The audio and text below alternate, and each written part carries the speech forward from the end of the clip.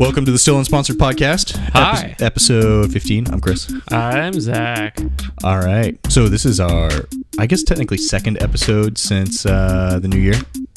But first for everyone listening. Well, no. First for everyone listening. Or second for everyone listening, first for us. Yeah. Because we recorded. That's right. Okay. Yeah, we got it right. We recorded the New Year's Day podcast like before Christmas. Yeah. So it's been a little while. Been a bit for us. Uh-huh. Yeah. So we gotta get back in the swing of it. Not that we were in one before. So, Zach, traveling over the holidays. Yeah. How many diseases did you get? Enough to knock me on my ass for a few days, that's for sure. Yeah. So I've never seen a flight both ways back up to Chicago again for all of our loyal fans. I've never seen a plane filled with so many sick people. Like, if my wife didn't have headphones, so I let her use my headphones. Yeah. So I just sat there kind of listening. Yeah. And all you hear is from everywhere, like, across the entire plane, there was a constant chorus of just noises of germ spewing. Yes. Mm-hmm. Yeah. Same. Yeah. I went to Washington, and you can hear, probably, hear it in the headphones. Yeah. And I'm like now verbally, auditorially assaulting everyone's ears with my leftover disease. Yeah. Yeah. No, it's not like I started smoking for 30 years and now sound like this. No, I just happened to get on an airplane and now I sound like this. I think everyone was sick in Washington. I think everyone was sick in Chicago too. Yeah, definitely. There's just something going around. I think everything's going around. Yeah. Okay. So back on track now that we've talked about our diseases and why our voices sound funny. And, yeah. Like more funny than normal. Yeah, exactly. Please subscribe. Our voices will return to normal. Yeah. To the return to the mean. Yeah. We're going to talk about Apple and their questionable product marketing decisions around their batteries. Battery gate. Unusual that a company like Apple fucks up this bad. Bam, explicit. And we're 2 minutes in. Logan Paul, for hopefully all of our listeners that haven't heard about him, I hope you haven't heard about him because it means you're like decent human beings. Not tweens watching YouTube, but he did some interesting shit on YouTube, and it will probably have impacts on advertisers and creators on YouTube, so worth talking about. Cool.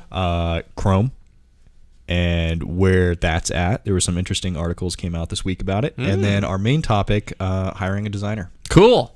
So hang on for that one. This is a full featured episode. Yeah, a full featured episode. I think we're going to have to cruise through this one to get it somewhere around 45 minutes. Cool. Let's do it. Cool. All Apple right. batteries. Do you want to do the overview or you want me to? Go for it. Okay, so this started a couple weeks ago when there was like a conspiracy theory floating around that said that Apple was slowing down older phones. Like, oh, I updated my OS and now my phone's slower. So it started as a conspiracy theory, then people were able to prove it, and that forced Apple to say, yes, we were doing that.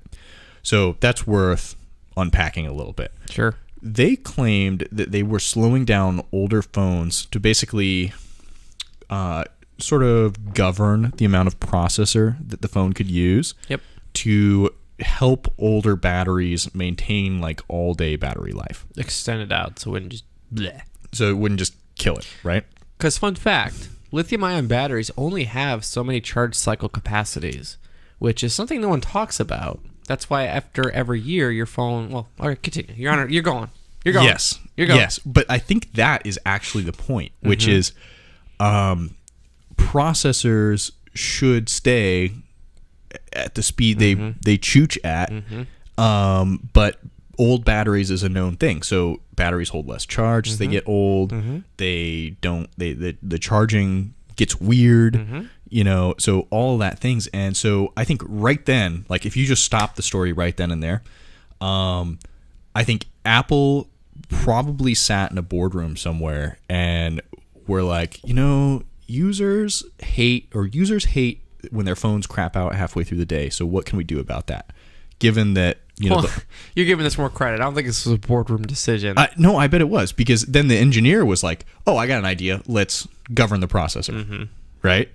And they're like, hey, good idea. And they went and did it, right? Thinking they were solving a customer issue. But the problem was consumers understand the limitations of batteries, but they don't like things going slow. Mm-hmm. So if they had just said, hey, your battery is getting old, you can either get a new phone or you can, replace it, I think that would have been better off. Yeah.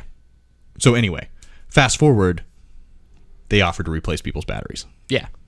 $29. Yeah. And now, regardless if you need one or not, it's all through the year too, isn't it? I think it goes to the end of this year. Yeah. Uh-huh.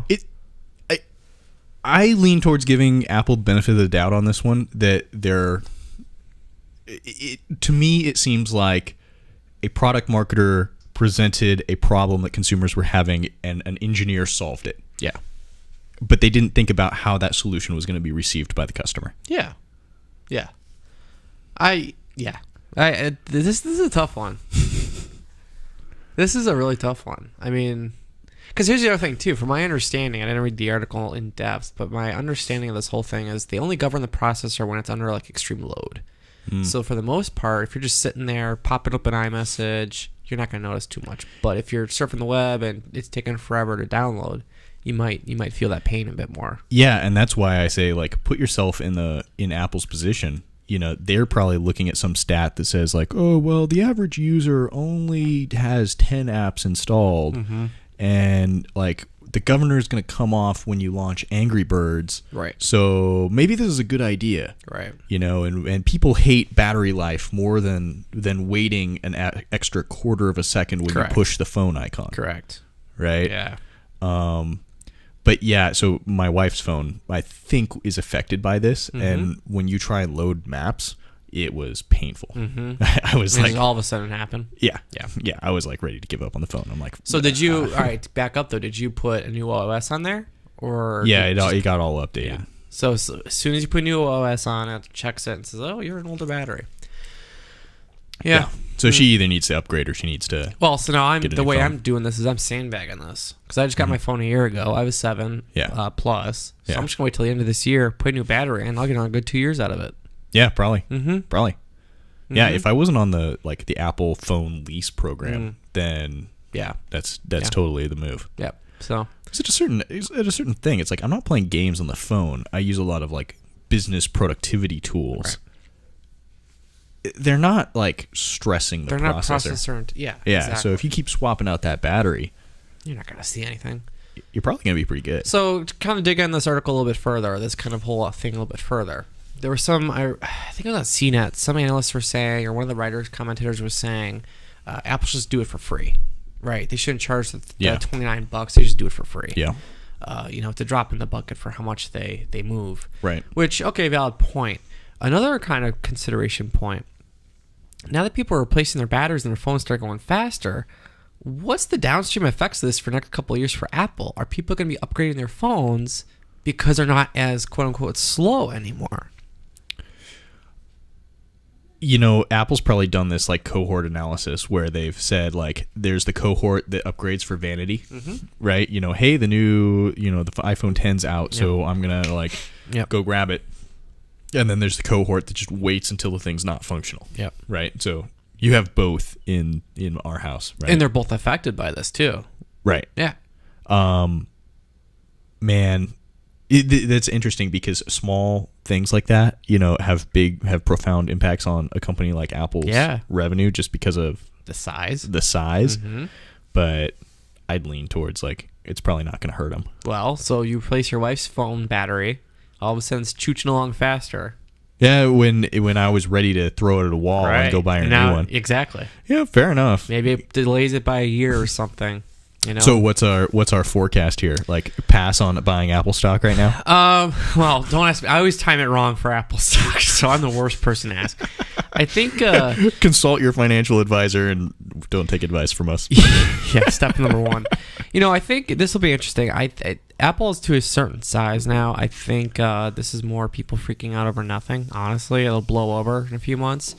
I think what will be interesting though is we're getting away from user replaceable batteries. Like Apple hasn't done it in ever. I think Samsung is getting away from it as well. Yeah.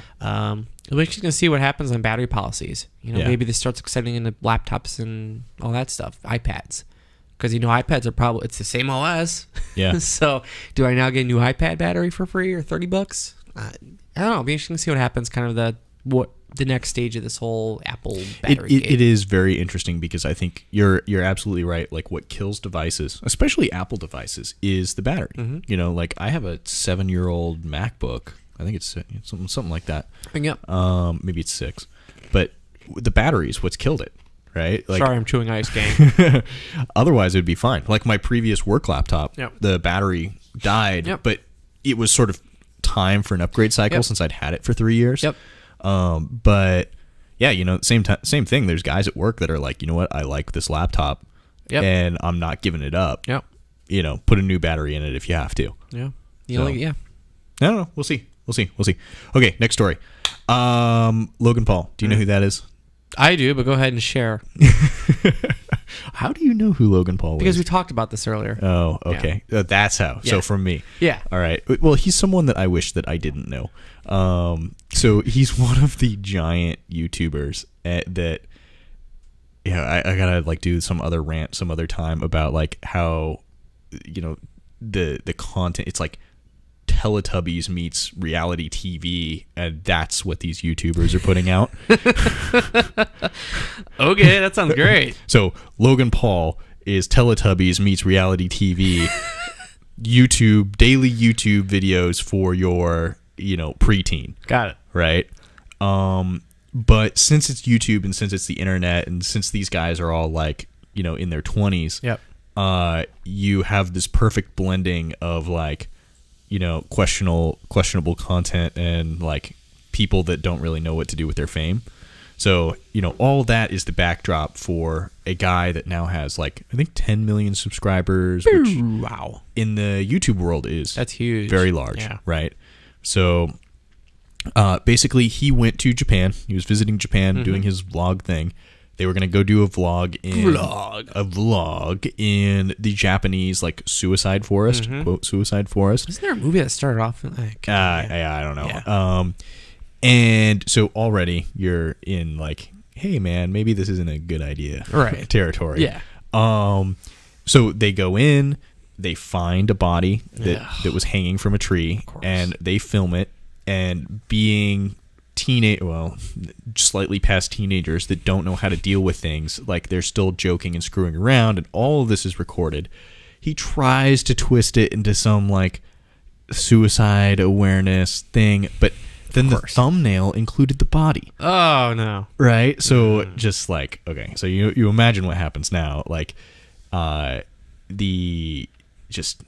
everyone freaks out, right? And it's like, hey, that was fucked up. Yeah, you shouldn't do that. Yeah.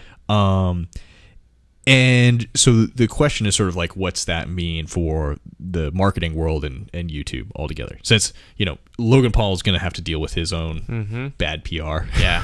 Right? We don't really care. Actually, if he ceased to exist, I would be quite happy. So we shouldn't be asking him for sponsorship. Got it. No. All right. Actually, totally fascinating to go watch those guys in the way that they sell their merch. Like, I back up. If you're a marketer and you want to know how creators can make money, go watch Logan Paul, because I'd say Logan Paul and Phil DeFranco are two very interesting guys to watch on how you'd monetize your fame.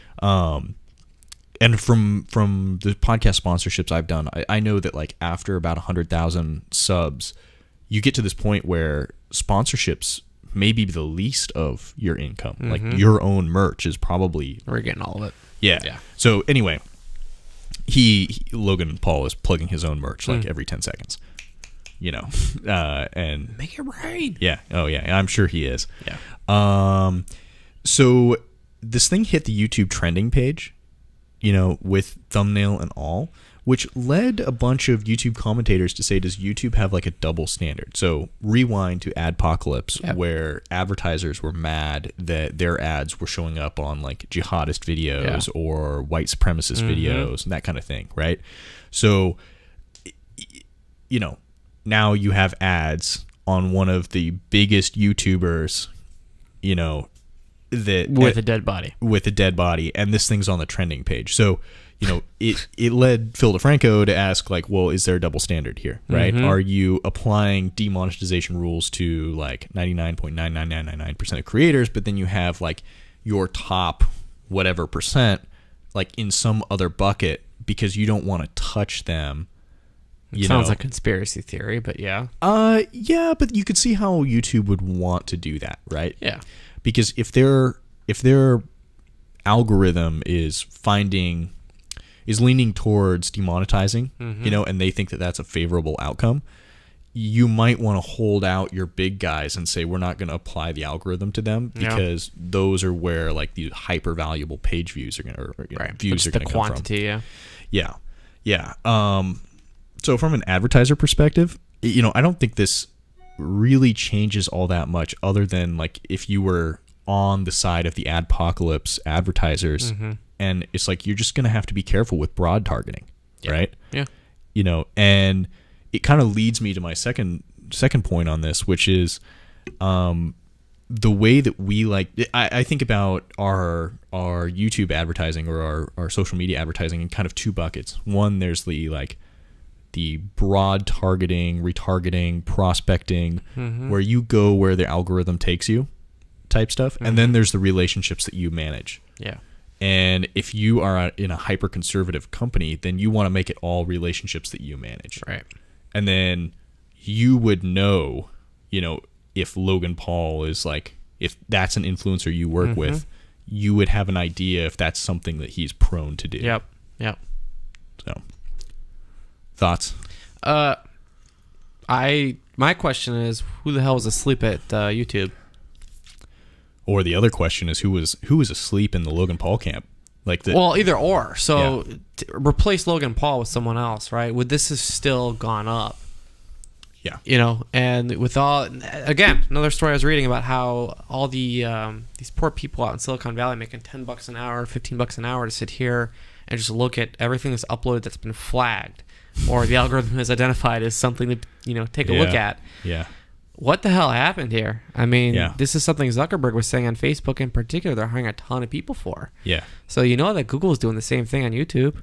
Well, and you would think that on the Google side, the interesting thing is how long it took to and Phil DeFranco, I'm referencing him several times because I think he's obviously grown up in this world and has done a lot of deep thinking on this. But he pointed out the interval between the video going up and his like initial wave of views coming in, and then like it sort of hitting national attention and getting pulled. Like from Logan Paul's perspective, he didn't realize he fucked up until he was in the national news, right? Because his fans were telling him like, "Oh, savage video, man," right? So there's like this echo chamber. There's sort of like echo chamber internet. This sort of the new world we're in, where like if you only hear from your fans, and he was probably in the initial hours of after this thing was up, like anyone that was saying, "Hey, this is messed up," he's probably like, that person just doesn't like me. Yeah. Yep. So cool. All right. We got down 2 major news stories. Yeah. Chrome. So this is something that we'd actually been talking a lot in reference to the first story, the battery story. We both have these new, well, not new. Year-old now, MacBook Pros with the Touch Bar. And I think you and I both got on flights. And we're like, holy shit, the battery lasts 40 minutes, not 5 hours. Yeah. Right. And so the story is in The Verge, and this was circulated by Dig. Chrome is over because it's such an internet a resource hog. Yeah. Which I think is news circa like 5 years ago.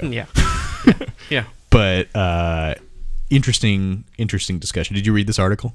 I glanced through bits and pieces of it. Yeah. Sorry. So, airborne illness. I'll talk and mute you while you deal with that. Okay. So here was the twist on the article, which is they were saying, it's been a resource hog for a really long time. Like we all know that. But the problem is now that it is like 40% of what people use and by far the leading browser. web devs are designing exclusively for Chrome and putting up things that say, hey, use Chrome, instead of fixing it for other browsers. Right. Which is a problem because then the standard becomes Chrome, not the defined standards of the internet. W3C standard. Right. Yeah. So, I don't know. Teachable moment, like, maybe run other browsers and see if your website looks good on them. So, I actually like Opera. You like Opera? I actually like Opera, which is funny because it actually uses the Chromium rendering engine. Right. Yeah.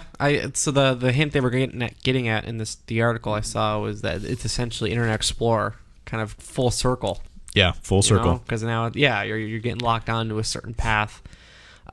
Except I give Google way more passes than I give Microsoft. I don't know anymore.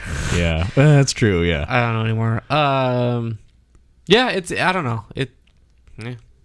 I don't know if this is an issue. It is and it isn't. I mean, I think it is. From like the resource thing is the thing I always wish they would fix, but then end up they're never gonna do that. Like shrugging, because I had that issue like when Chrome first came out. I was like, oh, they'll fix it, and then no, it never did. Well, Chris, you should learn some programming skills and commit some fixes to that. Negative. Nah, just bitch about it instead. My programming's better than my accounting, but neither is something that's fit for public consumption. Good to know. It's an interesting take on things. Chrome is, man, I remember when it first came out, the whole thing was so fast. Yeah. It was so much faster. Yeah. Why is it a beach ball? I don't know, dude. You gotta have something. A beach ball. You think they would have iterated on that by now? I don't know. The question is what's going to replace Chrome? Right. Everything comes in waves. Right. I mean, it's not going to be instant, but what is going to replace Chrome? Right. And yeah, if you asked me like, oh, what's going to replace Chrome? Like I don't think there's anything. Okay, so here's all right. Let's rewind to the Microsoft or the Internet Explorer reference. Right. Internet Explorer, when Microsoft was getting sued for antitrust, had something like 80-90% of the market share. Right. It's huge. So this article's coming out complaining about Chrome and web devs exclusively developing for Chrome and the problems that causes, but it's only got like 40%, something like that. Yeah. I think probably when we look at our analytics, it's a little bit more, maybe more like 60. But that's different, right? So what's going to come along and replace Chrome? It's like nothing. Yeah. Chrome will just fracture. Yeah. Would be my guess. Yeah. Like, so you're not going to see you'll see the majority browser is going to be something with like 30% market share or 25% market share. I don't see a world where it's like one browser until you get the virtual reality browser. Well, but even then, Anywho, long story short, for the marketing folks, make sure your web properties, your web applications work cross-browser. It's just bad practice to focus on one browser. Okay, so here's why I would say that, right? So let's say you have Apple and Google duking it out, right? So right there, the share can only really get above 50%. Yeah. Right? Because even if you say, okay, all browsing will happen on mobile devices, then it's like, okay, 50% Apple, 50% Google. You're already fractured. Yeah. And it's like the types of devices that people are using is causing that fracturing, not like dominance of one company in the broader market. Wow. Yeah. So, moral of the story, designed for everyone. Designed for everyone. Yeah, exactly. Okay. God, I hated it when managers would be like, yeah, but it doesn't look good in Internet Explorer. Fuck Internet Explorer! Well, to be fair, so the other caveat is come up. So this is something I actually give a lot of advice for, is figure out what your threshold is of support. Yeah. Typically, what I've used in the past is once it hits below, call it 7%. Yeah. Put less effort into it. That is a really good point, because I think the other thing is the laggards using Internet Explorer were very resistant to move off of it, or it was companies that were mandating that you use Internet Explorer for reasons entirely fucking unknown, right? Whereas early adopters know they're going to feel pain, right, and will be more tolerant of a website and maybe not working the way it should when they're using the shiny new browser. Yeah. So figure out what your analytics say, figure out what your business strategy is, and do what you can. But I wouldn't put if you have 1% of your users on Internet Explorer, what is it now? or edge. Who cares? Yeah. Anywho, all right. Cool. Main topic time. All right, and we're at 24 minutes. Nice. So, yeah, so we got like 15 minutes to cover this. Nice. Cool. So, hiring a designer. Something that we've both done, and I think warrants conversation because I feel like it's different than maybe other positions. Yeah. So, I don't know. You want to start out? What are the topics on your bullet point? What are the topics? So, Oh, sorry. yeah, Kicking each other here. it's a narrow table. All right. So the first thing that I think is worth pointing out when you're hiring a designer is, many other marketing jobs now are data driven. So you're talking about sort of that qualitative sign of the brain quantitative side of the brain. An artist, or a designer is really the qualitative side. And so you can't, it's not like you can just go buy like, I would like 3 units of design, please. Right. Like, because it's not all the same. Yep. Right. For different prices, you're going to get different things, but then there's also value out there in the marketplace. And you also need to find someone that fits with your aesthetic, that's going to communicate your brand. Right. And it kind of has to match their style. Yep. I would say there is like, so in business school, I think they'll occasionally say to you things like, well, you got to make sure that you separate like yourself from the brand so that, you're not projecting yourself onto the brand. I think my experience has been that that's actually very hard to do, and that you probably actually want to hire someone in this case whose personal aesthetic matches the brand. Yep. Because that way they design what they like and it matches, rather than them having to constantly like pull themselves out and put them in like, some other headspace. Sure. Very deep. Very deep. Yeah, I think so. It depends on the level of designers you're hiring as well too, right? So, and it also depends what you're doing. So when I look at designers, they typically have had to be a little bit more of a Swiss Army knife, doing a little bit of everything. Yep. And so when you have someone like that, it's important that they have the design skills, but then also can take the quantitative stuff that you're finding, whether you're A/B testing or you're buying traffic to or something of that nature, and have that designer be able to articulate it into design to assist that. Right. So you could have a designer that creates really beautiful things, but you throw it on the website and it just tanks conversion. So we should back up and also talk about like, probably the management pro tip for design, for working with an excellent designer. And this actually kind of goes for developers and many other people, but I like to take problems to them and have them provide solutions. Right. So I'll say like, hey, I have a conversion problem on this page, or I think that this area doesn't communicate the brand. Right. And then I don't prescribe a solution. Like they aren't like the second order interface for Photoshop. Like I'm trying to use Photoshop through them. That's not how that works. Right. Like they go and dream their dreams and bring solutions back. Yep.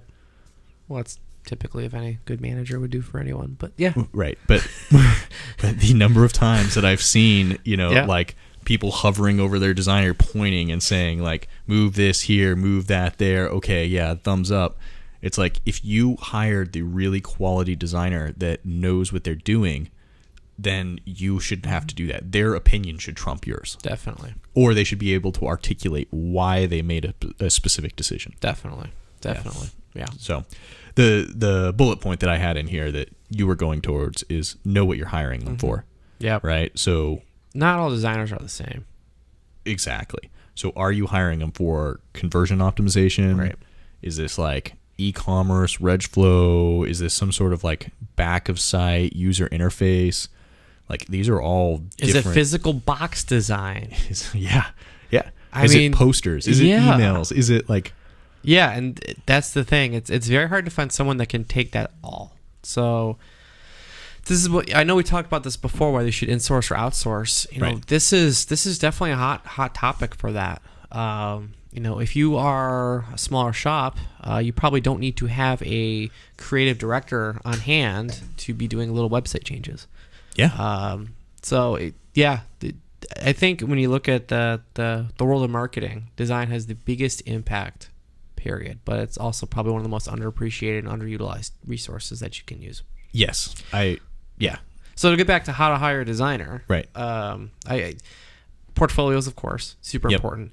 I always, and this is with everyone that I interview, I always give assignments. Not bullshit assignments. I've given this before to candidates that are looking to come join the team. Hey, we're going to be launching a new website. Create some new wireframes for what this website could be. Here's what we're trying to achieve. Yeah. And let them go crazy. Give them a realistic timeline, and see what they come back with. Yeah. Also, designers need flexibility, and so that if your environment isn't if it's a little more traditional, right? Yeah, I might need to make some exceptions because designers they're unique unicorns. Yeah. As I started out with, they are much more of an artist than a spreadsheet warrior. Yes, exactly. And all the stereotypes that come with that, are like, yes, very true. Our kindergarten teachers told us not to stereotype, but, designers have a type, and you just like stop trying to swim upstream, go with it and get the best work out of them you can. Exactly. Right. Exactly. Right. Okay. So I totally agree with you. Like, understand what you're going to do with them, and then look for portfolio. Yep. I would say portfolio. I love your real world assignment. Yep. Like, I think that's killer. It's also this is all pro tip number 2 here. Make sure when you're giving that assignment, open that dialogue immediately and say, "Hey, I'm available for any questions. Yeah. Let me know what you come up with." Yeah. If they don't give you any questions, that's one sign to be like, uh-oh. Because you want that two-way dialogue, because it is kind of a symbiotic relationship all the way through. Right. It kind of brings up a broader point for just like hiring and if you're new in the job and you're communicating, one of the pieces of advice that I give people that are just starting out is like ask questions, right? Like if it's a warning sign as a manager, if someone just goes off and like, I'm brand new here, I'm just going to go off into my cubicle and I'm going to like start working on that. I'm like, you have no idea what happens in this building or in this enterprise. Like you need to be asking a million questions, even if you think they're dumb. Yep. So your point here, if I'm understanding it correctly, is they should be doing that before they're even hired, when they're in the interview process. Yep. Yeah, exactly. Yeah. Okay. Did we cover that? No. Oh, okay. We got more? Yeah, we got more. So how do you embed them into the larger team? So like hiring is one thing, but then utilizing, which we've kind of touched on a little bit, is the other. So assuming you're a startup or a medium-sized company, where do you put them in the team? How do you structure the team around them? What do you do? That's a much bigger question. But so the short answer is throw them on in. Like, I don't know. The teams I've always worked with, we've always built this really kind of collaborative culture. We have daily stand-ups, and so immediately everyone's going over and looking at things. You involve them you involve your team with kind of the direction, the wireframes, the mock-ups, making sure that there's just, it's not necessarily demands, but making sure that it's feedback from the team to the designer, getting them right up in there. And I think so. What you're trying to say here is basically like involved. They aren't off on some island. They need to be in with the team. That like your morning stand-ups where your PPC team's going over how many like conversions they got. If you're on a small team, the designer should be sitting there listening to that. Yep. Because then we were talking about, okay, I took a designer a problem and they solved it. Like they're listening to the problems as they're coming in. Right. Yeah, and so I think as a manager too, it's also very important to be able to articulate the problems. So in the case of PPC, I could see an example where the PPC team could be saying, "Hey, we're seeing a lot less clicks coming through." In my mind, as a manager, it means, okay, well, we have an asset problem, right? The assets aren't clear enough. There's something not resonating with the audience, and so it's your job as a manager to then articulate that to the designer and say, "Here's, again, to your point, here's the situation. go. Well, and in a slightly larger organization, one of the things that I like hearing is occasionally like both sides will want to talk to you as a manager, and like they're thinking this hub and spoke system rather than an any to any. So the PPC manager will come to you and say, hey, we got a click-through problem. There's probably some sort of like creative issue. Right. And then it's like expecting me to go talk to the designer and get them new creative. Right. Okay. Cool story. Like, but what I like hearing way more is when the PPC manager comes to me and says, hey, we had a click-through problem and I was just talking to the designer. Like, is it cool if we reshuffle these projects? Bingo. Then it's like, bang. They're already on it. Both sides are working on a solution to the problem. Yep. And all you need to do is make sure that you're sort of strategically aligned to accomplish the goal. Yeah. That's like team building 101. Yeah, we could talk about that stuff forever. There's so many, and that's. Hey, like we could have a podcast that's like marketing and management. Yeah, and other bullshit. And other bullshit, and we could just like talk about this shit forever. Yeah. Or at least like in 45-minute chunks. We should create like a mini series. Yeah. Okay. What about in an enterprise? What kind of enterprise? I'm just talking about like as a company gets bigger, maybe as it has multiple brands or multiple business units. Thoughts on like where do you embed the designer? And the religious argument that we're alluding to here is does the designer live in some centralized agency or do they live attached to a particular brand? If you got the resources for individual brands, there we go. My hope is that you would have a designer on each individual brand that lives, breathes, and feels that brand. However, that's not always feasible. And look at every single creative agency out there. They're not just dedicated to one single company. Right. So again, it's important when you're finding your candidates, when you have your people on your team, that they can be kind of cross-utilized in a little bit of different areas. Yeah, I agree. I tend to lean towards, sort of back to something we were talking about earlier, like, or maybe I was thinking it but not saying it. I don't know. I think people mentally devote themselves to a single brand, and they have the primary brand that they like to work on. Yep. And they don't like working on other stuff, or their work on that other stuff is like not as good. So, for that reason, I prefer that like you have people that are devoted to a brand and can like be involved and get the kind of like awesome collaboration that we were talking about going earlier.